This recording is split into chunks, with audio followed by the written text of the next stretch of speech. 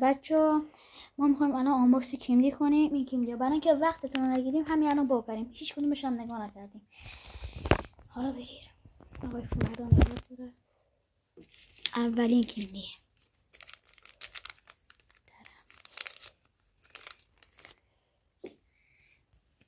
تیم آرسنال. این اولین کیمدی.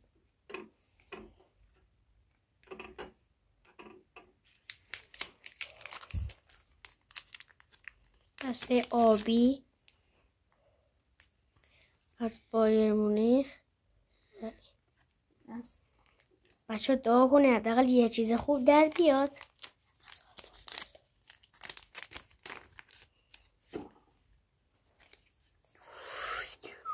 کی در اومد بچه؟ تا الان بهترین کارتمون همینه. کدو بده به بچه. کدو بده بچه. ما اگه این ویدیو به 50 تا لایک برسه کداش هم براتون میذاریم. 50 تا لایک برسه هر نوع سبکی ویدیو دوست داشتین رو برامون بزنید. ما همون ویدیو رو براتون میذاریم. هر نوع سبکی بچه. ایشالله اگه 50 تا لایک برسه ویدیو خیلی خفن‌تر میسازیم. اینو الان و من این تعداد کیمدی الان ما بگم چند تا کیمدی خریدیم. نگاه کنید. این یه بسته، 2 بسته، 3 بسته، 4 بسته، 5 بسته. بچه نگاه نکردیم ما همین الان با کردیم. خودش بدون شما همین اولی مثلا جواد موسیالا رو بگردم. خب موسیالا همین اول 7 بسته. ببین کی در آوردیم بابا. باری کرلا. اینم چند؟ اینو بگیر. نه فقط همینو بگیر فقط. 8مین بسته. بچه بقیه ویدیوها هم میخوایم بذاریم. حالا نشونشون بدم جواد؟ نه باشه سورپرایزتون میکنیم.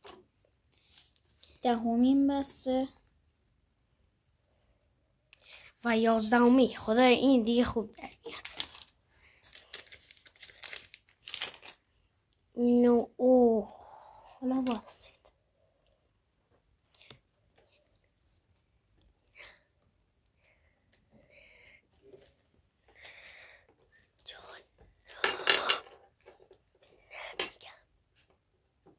خب ما الان یه کاری داریم.